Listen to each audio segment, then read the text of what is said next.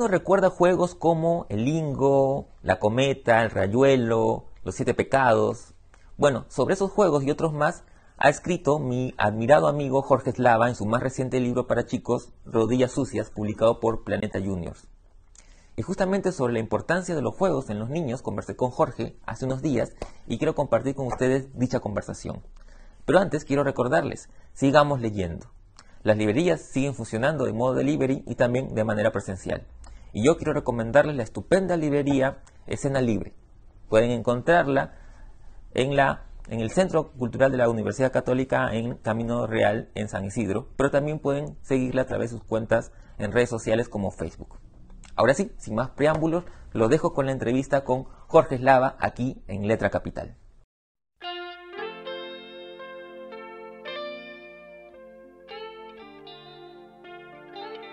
Hola Jorge, como siempre es un placer conversar contigo y en esta oportunidad sobre tu más reciente libro, Rodillas Sucias, publicado por Planeta Junior. Bueno, el ¿Cómo estás? placer es mío, Carlos. Muchísimo gusto de verte después de no mucho tiempo. Y es tan placentero conversar que hemos estado conversando unos largos minutos antes de echarnos a grabar. Sí, bueno, en esta oportunidad es este libro nuevo, eh, así que quería un poco empezar la charla preguntándote, digamos, cómo surge la idea, ¿no? A mí siempre me llama mucho la atención la génesis de los libros, ¿no? Cómo surgen a partir de repente de una idea primigenia, ¿no? O una imagen tan poderosa que queda ahí flotando en la mente del autor y finalmente termina convirtiéndose en un libro, ¿no? Mira, como muchos de mis libros son gérmenes que los vengo cargando durante años, o en el caso de este libro, décadas, porque muchos de los juegos que aparecen en este libro y en el libro que viene a continuación, que es como su compañero, su yunta, que se llama Pelos Revueltos, eh, no hacen sino rememorar muchos juegos que yo practicaba en la infancia. He crecido como mucha gente de mi generación, cuando existían los barrios, estos centros formativos, esos lugares de socialización que teníamos antes, ¿no? Porque las calles eran más amables, porque las esquinas siempre eran un lugar para aprender muchas cosas, fumarse los primeros cigarrillos, enamorar a las chicas, en fin. Eso en la adolescencia, pero en la infancia uno tenía siempre su grupo de amigos del barrio con los que jugabas cantidad de juegos recreativos, donde uno ponía al servicio del juego la imaginación, el músculo, la travesura, juegos como el lingo, el trompo, las canicas, mata gente, jugamos a las escondidas. Y siempre he tenido la idea de escribir.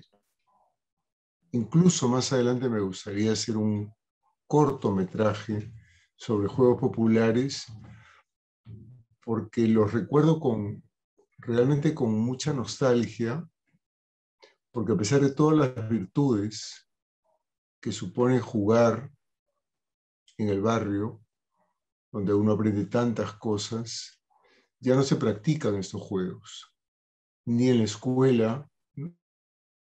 No hablo solo de este episodio pesadiejo que estamos viviendo, sino que antes del virus y probablemente después del virus, sea difícil encontrar en una escuela, en un barrio, que todavía se practiquen estos juegos, salvo en muy pocos sectores populares, ¿no? Teniendo todas las virtudes que yo le encuentro a esos juegos. Eh, es interesante esto que dices del barrio como un ente formativo, ¿no? Es lo que se ha perdido, digamos, en este mundo contemporáneo, previo a la pandemia, es como tú mismo bien Así es. apuntas. El hecho de que ya los niños, por ejemplo, ya no suelen salir del barrio, por una serie de razones, ¿no? Que pueden ser, como tú dices, que las calles ya no son tan amables como antes, pero también están quizás otras distracciones que hacen que los chicos estén más ensimismados de alguna manera, ¿no? En aparatos de la tecnología y juegos virtuales, donde no hay la experiencia y el contacto físico, ¿no? Tan importante. Por eso mismo, como tú dices, estos juegos eran realmente importantes en el desarrollo de nuestras generaciones. Es verdad. Bueno, tú eres bastante menor que yo, pero yo me imagino que en algún momento tiene que haber también producido algún temor la aparición de la radio y más adelante de la televisión, que eran como íconos en torno del cual crecíamos las familias, ¿no? No solamente nos informábamos a través de la radio, sino era un lugar, era un objeto a veces hasta educativo y recreativo, de diversión para la familia, pero no provocaron el impacto que han provocado la tecnología actual, porque además confluyeron otros factores, específicamente en el Perú. La violencia política obligó que las calles no fueran transitadas como antes, tuvieran trancas y los parques fueran enrejados, y eso limitó la libre expansión de niños y jóvenes que necesitan de la calle, porque los niños y los jóvenes de alguna manera son como pequeños colonizadores de las calles. Cuando uno tiene 7, 8, 9 años, o tenía 7, 8, 9 años, sentía que el espacio de la casa era estrecho y salías a la quinta o salías a tu barrio, donde ibas a encontrar otros chicos, tus pares, conocidos con quienes ibas a aprender cosas que no aprendías en la casa, ¿no? Y el adolescente ya no le basta la cuadra ni la esquina, sino empieza a explorar otros territorios y encuentra como una especie de itinerario interdistrital, ¿no? Yo vivía mi adolescencia en Magdalena del Mar, pero deambulamos por Magdalena Vieja, por San Miguel, por Pueblo Libre, por Jesús María, ¿no? Hoy ese tipo de viaje interdistrital no existe, ¿no? Porque hay, como dices tú, esta especie de ensimismamiento frente a la pantalla, ¿no? Esta subordinación a la tecnología que ha hecho que el barrio lo tengas en la pantalla, no solo el barrio, sino el mundo lo tengas en la pantalla y que todo esté al alcance de tus pulgares. El enorme pulgar que tienen ahora, el enorme poder que tienen los pulgares hoy para conseguir eh, tantas cosas, ¿no? Puedes ver cine, puedes escuchar miles y miles de canciones, ¿no? Antes uno tenía que ir a la discoteca a escuchar en una cabina, ¿no? Un vinilo y comprar, y era un tesoro preciadísimo. Y volviendo a los juegos, no necesitabas desplazarte hasta un campo de fútbol porque simplemente en la calle de tu casa podías poner un par de ladrillos o pintar con un trozo de tiza un par de arcos y jugabas ahí 4-4, 3-3, o si habían dos, jugabas un Perú fútbol o tiros al arco, siempre había la puerta de un garaje, una reja que sirviera de arco, ¿no? Porque parte de estos juegos populares es el ingenio, ¿no? ¿Dónde te las arreglas? Aunque no tengas una pelota, confeccionas una, ¿no? Pero ¿cómo te las arreglas para jugar? Porque de niño, esa es la consigna, jugar a toda costa, ¿no? Y jugar entre niños y niñas, probablemente el único juego privativo de un género era el pistazo, ¿no? El fulbito de la calle, que te exponía no solo a la patada y al enfrentamiento con el rival, sino a los sardineles, a las grietas, al patrullero que podía venir, al vecino, a la vecina que salía a perseguirte, ¿no? Estábamos expuestos, entre comillas, a tantos peligros que eran parte de la adrenalina y de la diversión de entonces. Pero los demás juegos, salvo la pelota callejera, los demás juegos sí era un juego de complicidad entre hombres y mujeres, ¿no? Había como una equiparidad de género que me parece muy saludable y que se ha perdido, ¿no? Porque hemos ido desgajando, perdiendo, desplumando estos juegos en el que para jugar Matagente eran chicos y chicas, para jugar Lingo chicos y chicas, para jugar a las escondidas con mayor razón, ¿no? Porque a veces en el mismo escondite se podía producir un romance. Claro. En fin, uno le sacaba provecho a los juegos, ¿no? Sí.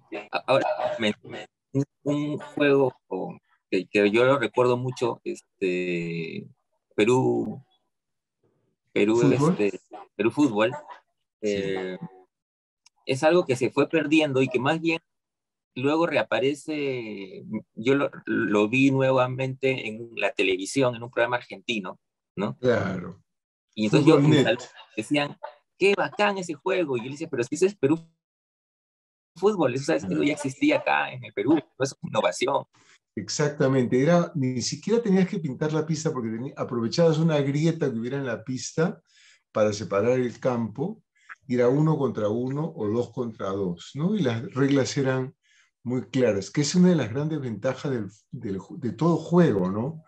Que tiene reglas y que no necesitas un árbitro. Uno aprende a ser autónomo porque hace respetar las normas. Cualquier juego tiene normas y cualquiera que quiere jugar tiene que someterse a esas normas. Y nos obliga a ser nobles en el juego, nos obliga al esfuerzo y nos obliga a ser buenos ganadores y buenos perdedores sobre todo, ¿no? Que ahora es tan necesario. Entonces, es una escuela, el juego es una escuela, ¿no? De nobleza, de complicidad, de esfuerzo. Eh, sí, un juego que yo recuerdo con mucho cariño y muy risueñamente es el teléfono malogrado, que también era una especie de recreación literaria, ¿no? Porque tú no sabías cómo esa frase original, que nacía en el extremo de la cadena de chicos, iba a terminar al final con esos cambios silábicos, esas reconstrucciones acrobáticas, sintácticas, ¿no?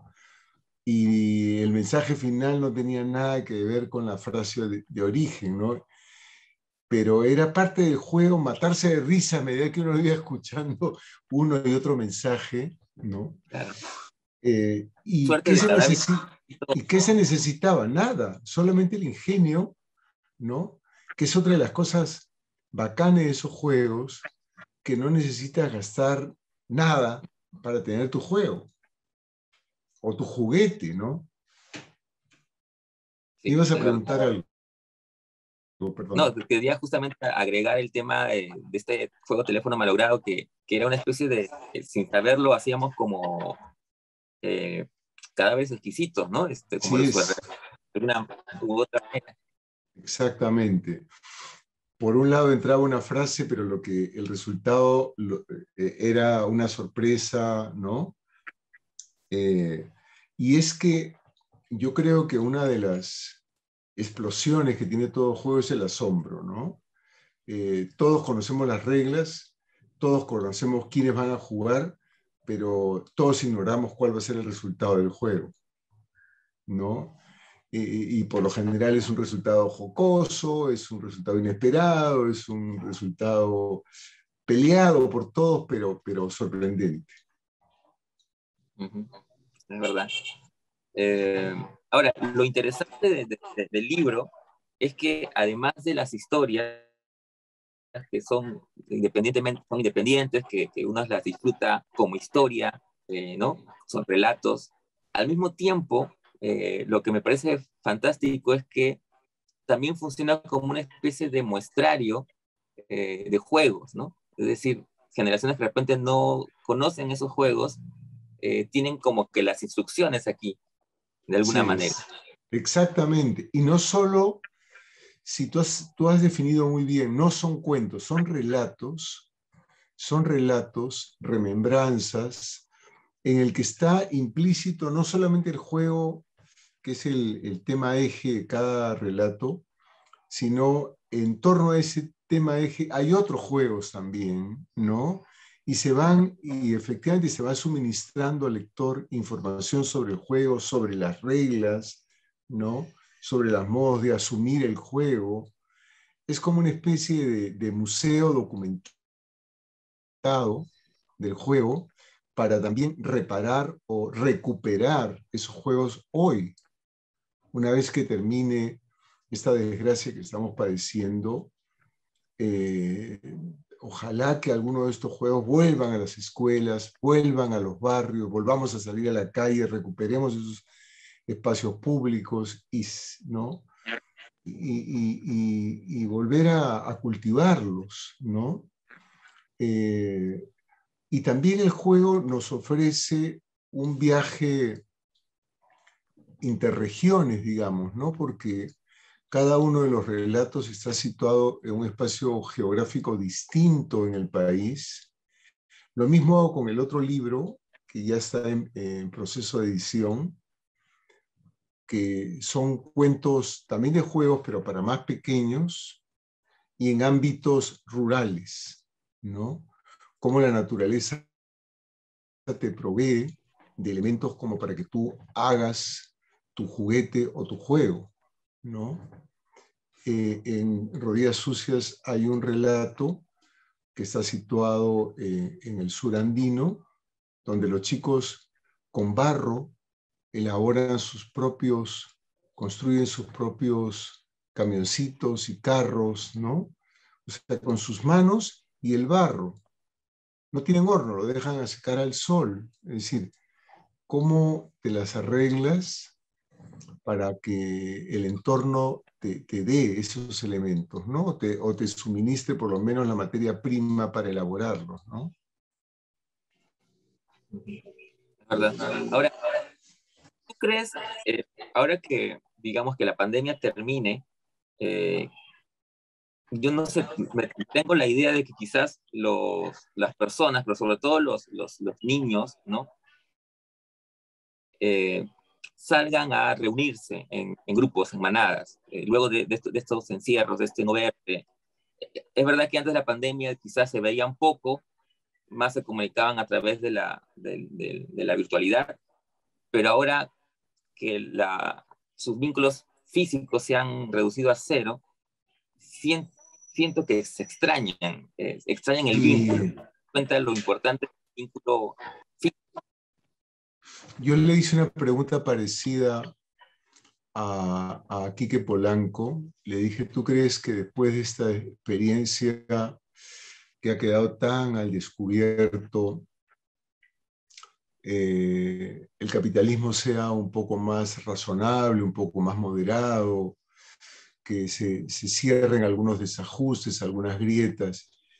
Y Quique me contestó brutalmente, ¿no? No, yo creo que el capitalismo va a salir más salvaje que nunca, ¿no? Para la explotación. Y de alguna manera lo hemos visto en esta campaña, cómo los sectores de derecha se han radicalizado. Entonces, yo también prefiero pensar como tú. Creo que este año y medio o 2 años que va a durar la pandemia, nos ha llevado a todos a un proceso muy severo de introspección y de reflexión. Creo que nunca el mundo se ha visto obligado a ser más filosófico del destino del hombre, de nuestra función en el mundo, de nuestro estar en el mundo, que en estas circunstancias. Yo lo noto con mis alumnos, que son chicos de 17, 18, 19 años, que han tenido un aceleradísimo proceso de maduración, malgré ellos, a pesar de ellos, han tenido un acelerado proceso de aceleración, y lo veo con mis nietos, que con 6 o 7 años no han pisado la escuela, ¿no?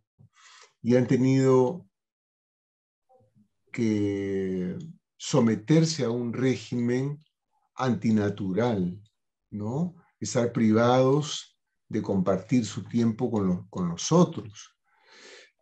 Yo creo que esto tiene que dar un resultado, que en este momento si hiciéramos una encuesta, yo creo que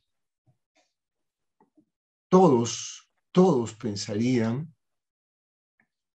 que nada tiene más valor que un abrazo, que estar con un amigo cara a cara, ¿no?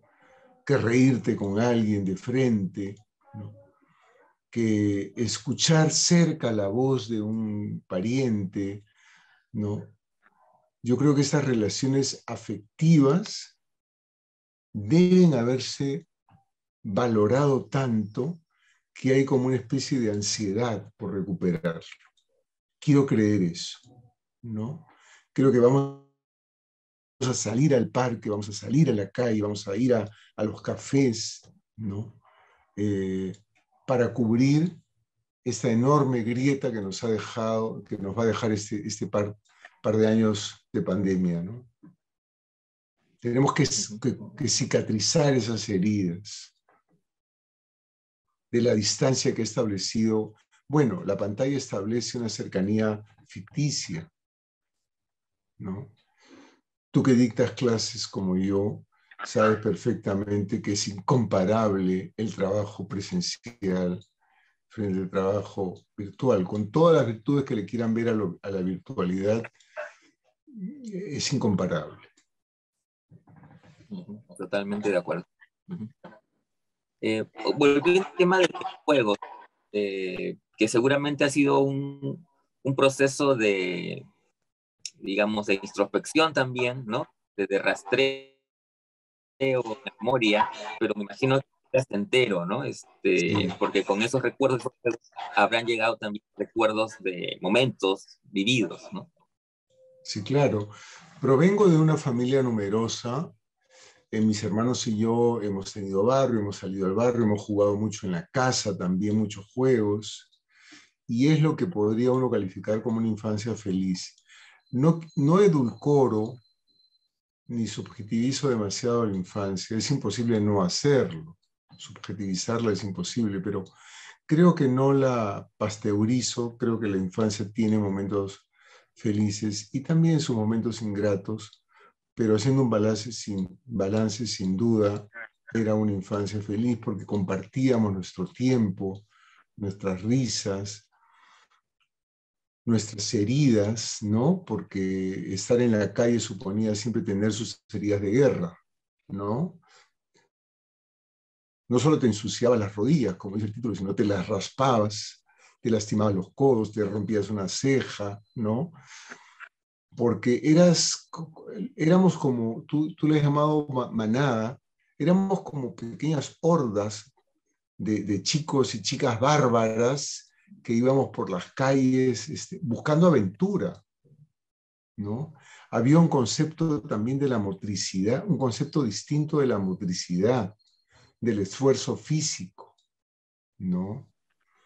Eh, a mí me sorprende mucho ver en clases chicos despatarrados, ¿no? Cansados. Hablo de prepandemia, ¿no?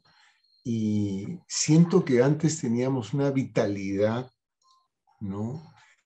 Que te la daba el aire, la calle, treparte el árbol, corretear por la calle, ¿no? Éramos mucho más tribales, en una frase. Es verdad.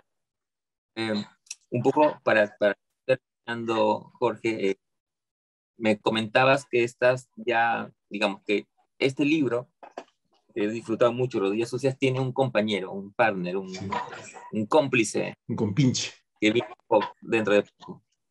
Cuéntanos un poquito sobre ese nuevo. Sí, en el curso de la creación de este libro van surgiendo otras historias, ¿no? Que uno las anota o las desarrolla y luego adviertes que pertenecen a otra familia, ¿no? Mejor dicho, sí son familia, pero no pertenecen al mismo núcleo familiar, ¿no? Entonces yo sentía que por un lado esas tenían eh, personajes que se situaban entre los 9, 10, 11, 12 años y eran fundamentalmente urbanos, mientras uno o dos cuentos que se habían escapado de las manos estaban más bien en el ámbito rural y eran niños más pequeños y con más participación del hogar, ¿no? Más presencia del papá, de la mamá, porque es en el nido es la primera relaciones que estableces con el papá, la mamá, ¿no? Entonces, eso me obligó a hacer que me lo estaba reclamando el libro también, a hacer una separación entre estos 6 relatos que tienen un carácter más citadino y que son niños que están hacia el final de la infancia, ¿no? 9, 10, 11, 12 años, y mientras que el otro libro, que es el compañero de este primero, que se llama Pelos Revueltos, son 3 relatos de ambiente rural y con niños más pequeños, ¿no? Y como es ambiente rural, los juegos son juegos más improvisados, más creados por ellos, existentes, ¿no? Por ejemplo, en la Amazonía he visto, ¿no? Cómo se hacen los niños las hamacas para balancearse. A veces son hamacas que ellos mismos han tejido, ¿no? Eh, o colgar una llanta, ¿no? Que han recogido, sabe Dios, colgar una llanta simplemente con un pedazo de cuerda, ¿no? Y puedes inventar una serie de juegos, no solamente es un columpio, ¿no? Sino nace como un columpio y luego te atreves a darte una vuelta completa en la rama, ¿no? En fin, siempre la cosa un poco salvaje que tienen los niños, ¿no? Afortunadamente. Lo dice Ribeiro, un texto muy lindo, ¿no? Las, las, los pequeños son como los bárbaros de Artilas que empiezan a azotar el entorno de los adultos. Muchas gracias, Jorge. Es un placer conversar contigo. Carlos, de igual manera, muchísimas gracias a ti y bueno, salud y esperanza para ti y para todos y todas.